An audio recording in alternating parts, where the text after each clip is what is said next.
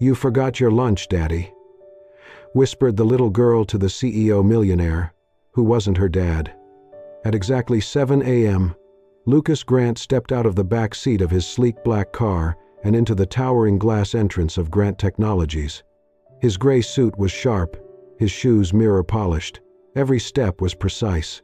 The automatic doors opened before he reached them, like the building knew him. "Good morning, Mr. Grant," the receptionist said as she stood. He gave a brief nod and continued toward the elevator. Upstairs, the atmosphere hummed with quiet tension. Today was critical, the final step in a billion-dollar merger. Every document had been double-checked, every device charged, every assistant on alert. His usual black coffee, no sugar, no cream, sat waiting on his desk. Voices were kept low. Every detail ran on time, like the man in charge. Nothing ever went off-script in Lucas Grant's world. Until that morning. Behind the marble sculpture near the main lobby doors, a small figure crouched. She wore a pink dress with a white ribbon bow on the back. Her blonde curls bounced gently as she peeked out, clutching a pink lunch bag printed with cartoon bunnies. No one saw her. Not until the elevator chimed. Lucas exited, briefcase in hand, eyes fixed forward. He had nearly reached the boardroom hallway when the child darted out. Her footsteps echoed lightly against the marble floor. Before security or assistants could react, she reached him. She tugged at the hem of his coat. He looked down. In the smallest, sweetest voice, she said, "You forgot your lunch, Daddy." She pushed the pink lunch bag into his hand. Reflexively, his fingers curled around it. The lobby froze. Phones lowered. Keyboards went silent. The moment stretched unnaturally long as everyone processed what had just happened. Lucas stared. Her face. It was unfamiliar. And yet, something about those eyes. Across the lobby, assistants exchanged glances. One man raised his phone. A PR rep whispered a curse. A quiet voice near Lucas asked, "Mr. Grant, do you have a daughter?" He blinked, still staring down. The little girl tugged again. "You didn't pack snacks, so Mommy made extra. I told her you'd forget." His voice was uncharacteristically gentle. "What's your name?" "Lisa Carter." He knelt down slowly, eye level with her. His expression softened, if only slightly. He reached up and brushed a curl off her cheek. "Who brought you here, Lisa?" "I walked," she said proudly. "It's not far. Mommy taught me to cross at the green light." Lucas's throat tightened. "You shouldn't walk alone," he murmured. "Wait with me for now, okay?" She nodded with certainty. Still holding the lunch bag, he rose. "Clear my morning," he said to his assistant, who was already speaking into her headset. He led Lisa to his private office on the top floor. The glass door closed behind them. Inside, Lucas lowered himself onto the leather couch. Lisa wandered slowly, taking in the massive windows and shiny shelves. "Why did you come here?" he asked softly. She turned toward him and folded her hands behind her back. "Because you're my daddy's best friend." He froze. Lisa reached into her dress pocket and pulled out a folded photo. "Mommy says I can keep this if I miss him." She handed it to Lucas. The image was slightly faded. 3 men stood in front of a fire truck, smiling with soot-covered faces. One was Lucas, almost unrecognizable in firefighting gear. Another, Brian Carter. Lucas sat back, winded. 2 years ago, Brian had pulled him from a burning warehouse, saved his life. Months later, Brian died from lung complications linked to the fire. At the funeral, Sharon, his wife, held their toddler close, silent in the cold. Lucas had sent flowers, a letter, and then walked away from everything. Lisa looked at him with complete trust. "Daddy said if anything ever happened, you would take care of us, because you were like his brother." The words pierced him. His grip tightened on the photo. "Lisa," he said, voice dry, "do you remember your daddy?" She nodded. "Of course." He smiled a lot. "Not like you." He let out a small, dry laugh. It faded fast. Then the intercom buzzed. "Mr. Grant," his assistant said nervously, "there's a photo going viral. The girl, the lunch bag, It's already trending. Lucas closed his eyes. Outside, Manhattan stretched toward the clouds, but in that moment, he felt himself shrinking inside. He looked down at the photo in his hand. It trembled slightly. Then, softly, he whispered, "Brian, I forgot the promise. But maybe it's not too late." The next morning, Lucas stood alone in front of a weathered brick building in Brooklyn. The sign above the door, hand-painted and slightly faded, read, "Little Steps Learning Center." A rusting swing creaked in the breeze. Crayon drawings flapped gently in the windows. It was a far cry from the polished steel and glass of Grant Technologies, and Lucas in his tailored black suit looked almost out of place here. He stepped inside, scanning the modest playground. Children were scattered across the yard, some chasing bubbles, some lost in their own world. His eyes found her instantly. Lisa. She was on the jungle gym, pink dress fluttering, two blonde pigtails bouncing with every movement. When she saw him, her whole face lit up. She leapt down, ran full speed across the yard, and hugged his leg.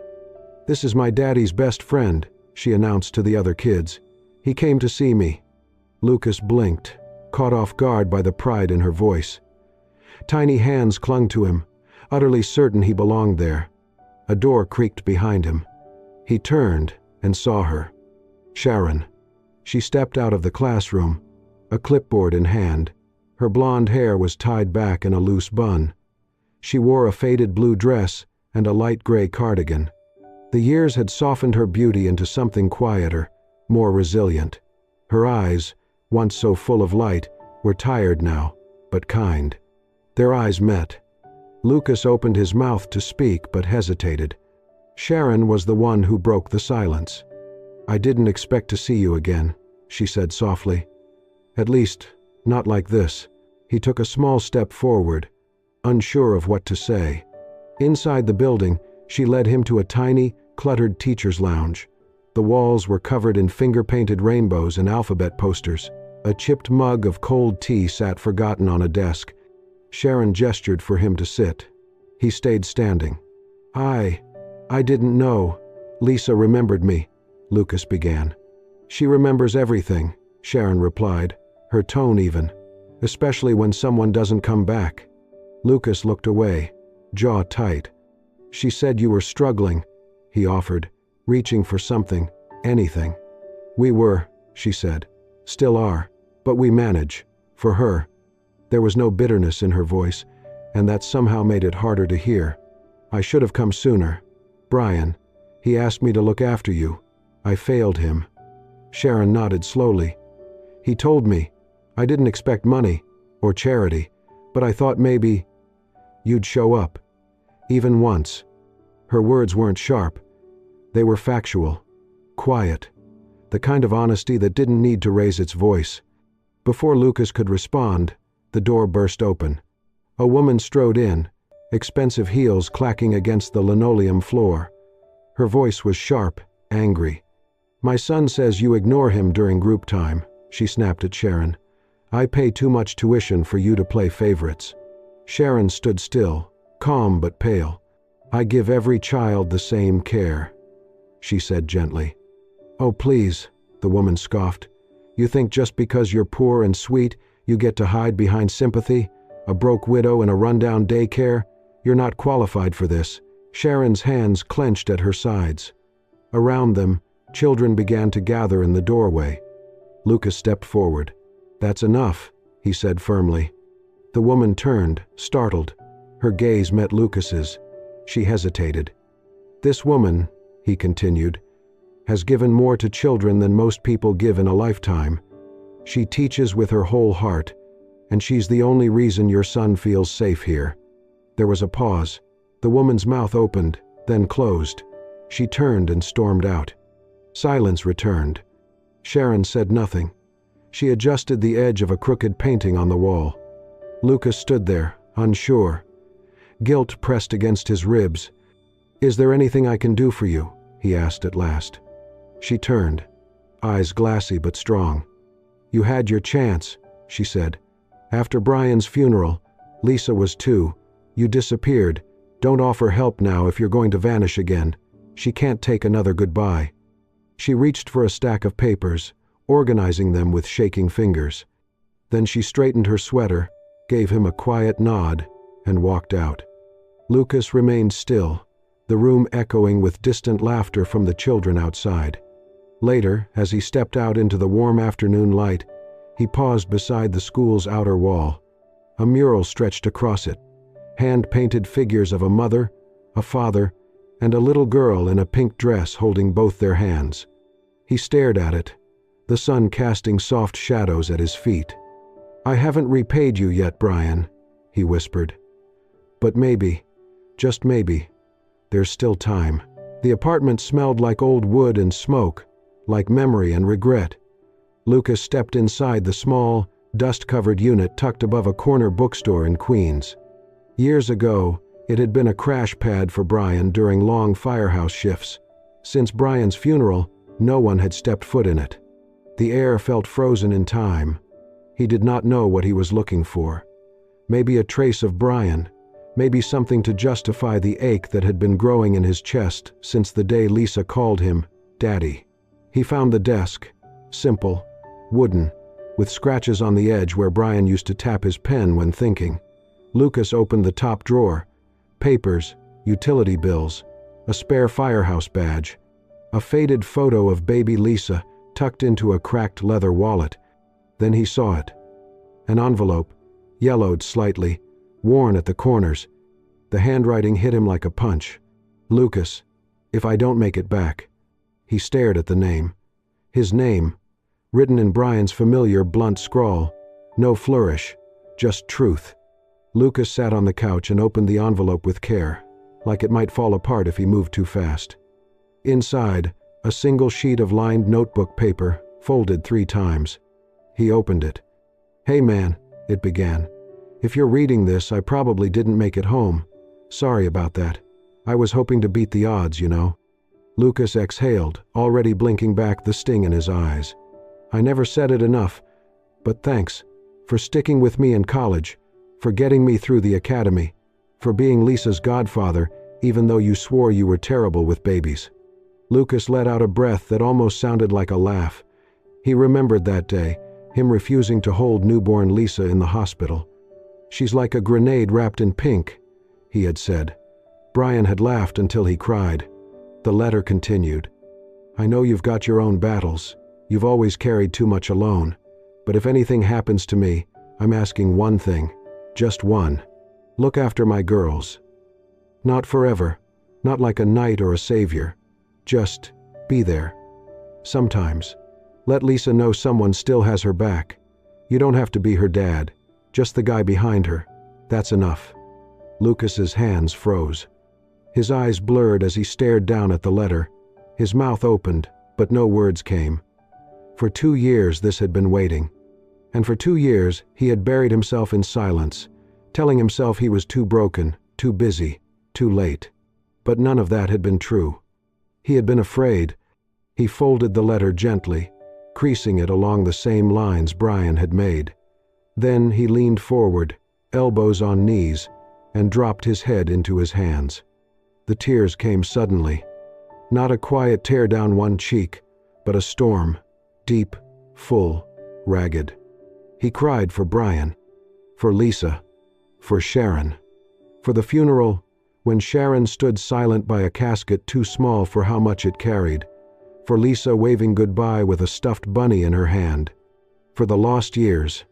He wept for the man he had become, and for the promise he had buried with his grief. When the tears slowed, Lucas wiped his face with his sleeve and stood. The apartment was dim now, the sun setting behind the building. The only light came from a single table lamp, casting a warm, amber glow.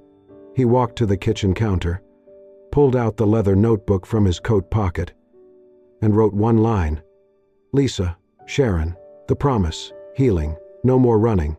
He closed the notebook.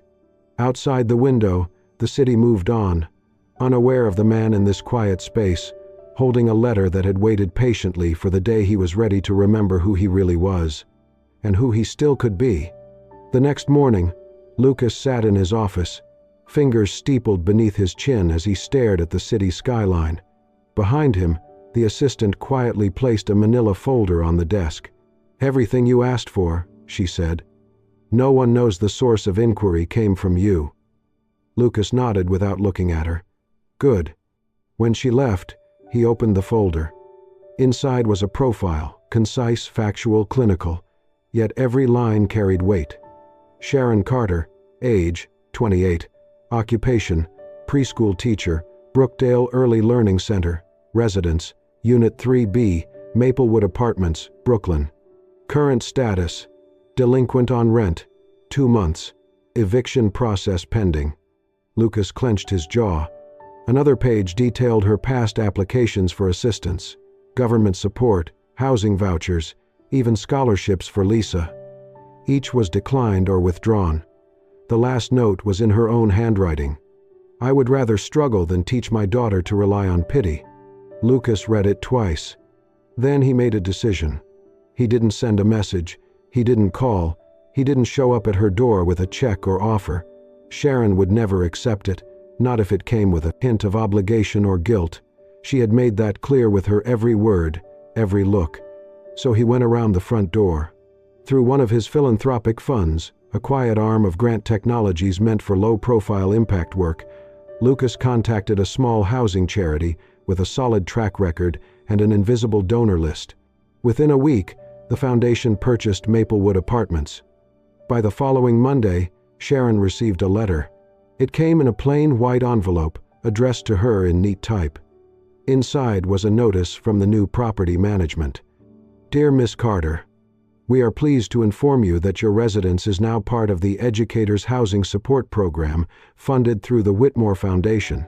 As part of our commitment to supporting local educators, your lease has been amended.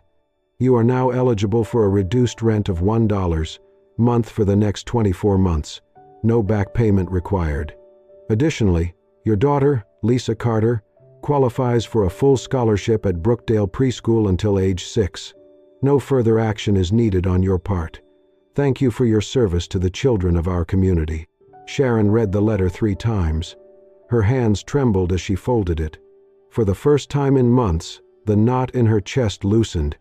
That evening, while Lisa played with her stuffed bunny in the corner of their small living room, Sharon sat down beside her. "We're not going to have to move," she said quietly. Lisa looked up.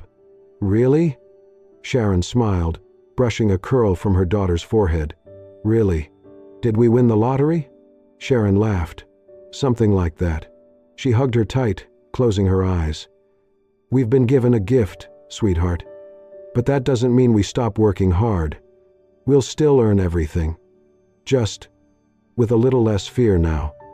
Lisa nodded like she understood completely. From a private office on the top floor of Grant Technologies, Lucas watched a grainy, muted feed from the building's security system, his eyes fixed on the woman who sat on the worn couch, holding her daughter like she had just been handed the world. He saw her press a kiss to Lisa's temple, whisper something only they could hear, and then he reached over and turned off the screen. No smile, no dramatic sigh, just a quiet moment. A man who had once built his life on steel and silence was learning, slowly, what it meant to give without being seen.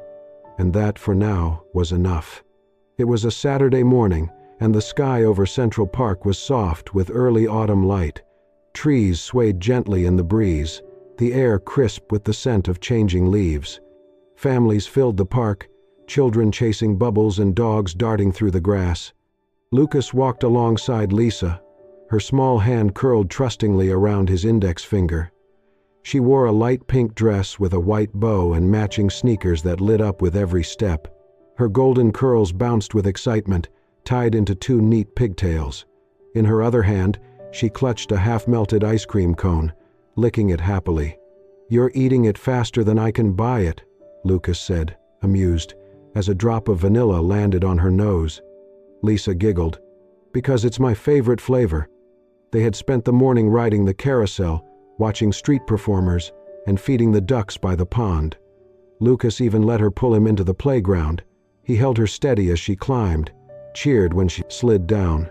He had laughed, really laughed. For the first time in what felt like forever, passers-by noticed. A few parents whispered. One woman took a photo. He ignored it. But as they turned down a quieter path near the park's west entrance, two men with cameras stepped into view. Lucas stiffened. "Mr. Grant," one shouted. "Is this your daughter?" Before Lucas could react, the other called out, "Does your company know? Who's the mother? Are you in a relationship?" Flashes burst.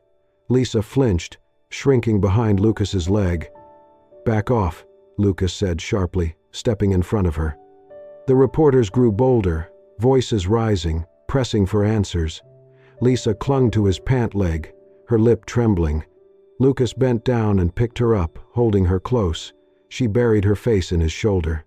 "Let's go," he said quietly, walking away. One of them shouted, "So you're not denying it? Is she yours?" Lucas turned, ready to say something, anything, to make them stop. But before he could speak, Lisa lifted her head. She looked directly into the nearest microphone with wide, serious eyes. Her voice was soft but clear. "He's my hero, not my daddy, but my heart says he could be." The world paused. Even the reporters froze, unsure what to do with the lump in their throats. Lucas blinked, stunned, his arms tightening around the little girl. She looked up at him with complete certainty, just as she had that first morning with the lunch bag. They walked away without another word. By the time they reached the car, Lucas had silenced his phone. It buzzed non-stop in his coat pocket. He didn't need to check the headlines. He could already imagine them. That night, when he opened his laptop, the clip was everywhere. A bystander had filmed it, the 30-second moment when Lisa had turned to the camera and spoken from her heart. The internet had done the rest. Over 6 million views in under 8 hours. Thousands of comments flooded in. "This little girl just melted me. The way he holds her like she's already his. He's my hero. We need more men like this." This isn't gossip. This is healing. By morning, "He's my hero" was trending one on Twitter. But Lucas didn't care about the metrics. Not this time. He sat by his apartment window, Lisa asleep on the couch beside him, curled up with her bunny plush. He watched her chest rise and fall, wondering how someone so small could take up so much space in his heart. She had not just changed the narrative. She had changed him. And for the first time in years, Lucas Grant, CEO, billionaire, builder of empires, felt something deeper than success. He felt seen. He felt needed. He felt human. The headlines had quieted, but Lisa's words echoed in Lucas's mind. He replayed the video once more before closing his laptop and turning to the window. "She's my hero." Her voice lingered, soft and true. That same afternoon, he made a series of phone calls. By week's end, a proposal was drafted, funding secured, no board approval needed. Lucas was not doing this for recognition. He only needed one little girl to know that someone had listened, and one woman to know that someone still remembered. 3 weeks later, Sharon found an envelope in her school mailbox. Inside was a letter on cream stationery, bearing the name of a foundation she did not recognize. "You are invited to discuss a leadership opportunity with the newly established Brian Light Learning Center, a nonprofit educational initiative supporting neurodiverse and underserved students. Your name has been recommended for the position of executive director. Please contact us to schedule a private meeting with the founding sponsor." Sharon reread it twice, then placed it gently in her drawer. That weekend, she arrived at the address, an old brownstone under renovation in Lower Manhattan. Workers moved with purpose. A sign on the gate read, "Opening soon, Brian Light Learning Center." She lingered near the fence, uncertain, until a voice behind her said, "You came." "Lucas." She turned. He was wearing jeans, just jeans. The simplicity was startling, real. "You're the sponsor?" she asked, stunned. He nodded. "You told me not to come back unless I meant to stay. This is me staying." She glanced back at the building. "Why name it after Brian?" "Because he saved my life," Lucas said quietly.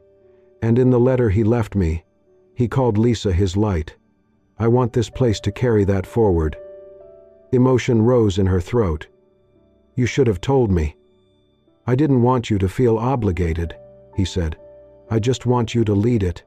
You've lived this. You understand these kids. You gave Lisa more than I ever could. I'm not qualified, she said softly. Lucas met her eyes. You raised a little girl while grieving the man you loved. You kept going when life tried to knock you down. That's not just qualified, that's extraordinary. She blinked away tears. Her voice steadied. I'll do it. For the children. For Brian. Lucas smiled. And for yourself. She didn't answer. She reached up to fix a loose strand of hair. Lucas pulled a small velvet box from his coat pocket and handed it to her. She opened it slowly. Inside was a delicate silver hair clip, shaped like a daisy. She looked up, surprised. You remember? You wore one just like it in college, he said. You told me daisies were brave little flowers. They bloom, no matter the weather. She ran her fingers over the petals, then clipped it gently into her hair. Thank you for remembering who I was, even when I forgot. She started to turn, then stopped. I still don't expect anything from you, Lucas, she said. I know, he replied. That's why I want to give you everything I can. She didn't respond, just nodded. Then she walked toward the building, strong and sure, sunlight catching in her hair. Lucas stayed behind, watching her disappear through the door. He did not follow. He simply stood there, hands in his pockets, and whispered into the breeze, "One step closer, Brian." The morning sun filtered gently through the large windows of the newly finished Brian Light Learning Center. The smell of fresh paint still lingered in the halls, mingling with the faint scent of children's books and laminated flooring. Lucas stood in the main classroom, quietly adjusting a framed photo of Brian that sat on the shelf near the entrance. Sharon walked in holding a small envelope in her hand. "Lucas," she said softly. He turned and saw the look on her face, thoughtful, a little hesitant. "I found something while going through Brian's old things. I think it was meant for you." She handed him the envelope. It was worn, yellowing at the edges, and sealed with a strip of tape. His name was written on the front in familiar handwriting, Sharon's. He looked up at her. "I wrote it," she admitted. "After the funeral, Brian asked me to, just in case. There were things he wanted you to hear and things I wanted to say. But you never showed up to the second service, so I gave it to one of your staff. I guess it never reached you." Lucas slowly opened the envelope. Inside was a folded sheet of paper. His hands trembled slightly as he unfolded it. The first lines were written in her careful cursive. "Lucas, if you're reading this, it means Brian is gone, and I'm sorry I couldn't give you this in person." His eyes scanned the words, his heart tightening with each sentence. "There's something you need to know. The deal that fell through, the one that made you stop speaking to Brian, it wasn't what you thought. He never undercut you. He took the blame to protect another firefighter who had a family and a mistake that would have cost them both. Brian believed you'd understand one day." Lucas blinked hard. She had known all along. She had carried that knowledge, and the weight of his anger, without ever defending herself. "He loved you like a brother, Lucas. He said no one had ever stood by him the way you did, until that misunderstanding. It hurt him, but he never resented you. He said if anything happened to him, he still wanted you in Lisa's life, because he trusted you more than anyone." Lucas looked up slowly. His voice cracked. "I thought he betrayed me. I thought he sold me out, and I let it change everything." "I know," Sharon said quietly. "But he didn't, and I should have tried harder to make sure you knew. I should have followed up." He shook his head, the guilt sinking deeper into his chest. "I wasted 2 years, Sharon. I could have." She stepped closer and gently touched his arm. "You're here now." For a long moment, neither of them spoke. Lucas reached for her hand. This time, she didn't pull away. "I cannot promise to replace Brian," he said, his voice low. "And I will never try to be someone I'm not." Sharon nodded, her fingers tightening around his. "But I can promise this," he continued. "I'll be the one who stays, who shows up every single time. Her breath caught. Her eyes searched his, looking for cracks, for hesitation, for a trace of guilt or obligation. There was none. Only sincerity, only him. The room was quiet but full. Slowly, gently, Sharon stepped forward and wrapped her arms around him. Lucas closed his eyes and held her. It was not a grand embrace. It was quiet, cautious, almost trembling. But it was real. And for two people who had lost so much, it was enough. The first, real hug. A beginning. One built not on promises made in desperation, but on healing, on forgiveness, and on the silent, steady choice to start again. The sun hung high above the freshly painted sign, Bryan Light Learning Center. Balloons swayed gently in the autumn breeze. A small crowd had gathered, teachers, parents, donors, and curious neighbors. The ribbon stretched across the front gate shimmered in the light. Sharon stood near the entrance, wearing a simple pale blue dress. Her hair was loosely tied back, a silver daisy-shaped clip catching the sun. Her hand rested gently in Lisa's, who wore her usual pink dress with the white bow and matching shoes, her eyes shining with excitement. Lucas stood on the other side of the little girl, his suit uncharacteristically light-colored, the top button of his shirt undone. He looked relaxed, at peace. The announcer gave a short speech, thanking contributors and praising Sharon's work with children. When her name was called, she stepped forward to the applause, lifted the ceremonial scissors, and looked briefly at Lisa and Lucas before cutting the ribbon. The crowd cheered. Cameras flashed. But Sharon only had eyes for them, her daughter, and the man who had become something more than a promise. Inside the courtyard, children played. Teachers toured guests through the new classrooms. Sharon stood by a table stacked with learning kits and books when Lisa tugged at her skirt. "Mommy," she whispered, "come here." She turned. Lucas was down on one knee, not in front of her, but in front of Lisa. He opened a small velvet box and placed it in the little girl's hands. Inside was a silver ring, simple, elegant. He looked up at Lisa and said, "Will you help me ask her?" Lisa's eyes lit up like stars.